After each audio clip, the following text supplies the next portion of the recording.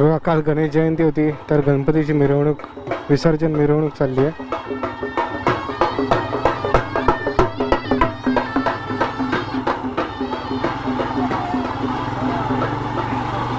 वा, गावोगावी असे सण साजरे होत असतात, त्यामुळे गावाला गाव पण आहे.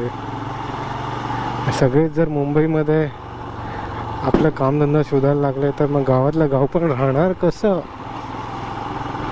हा एक मोठा प्रश्न आहे.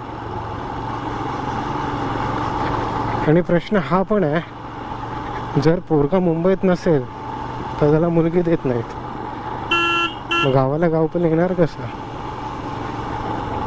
आजकालच्या गावच्या मुलींचा क्रायटेरियाच हाच झाला आहे की पोरगा मुंबईचा हवा, भले तो 10 पायदाच्या खोलीत का राहीना,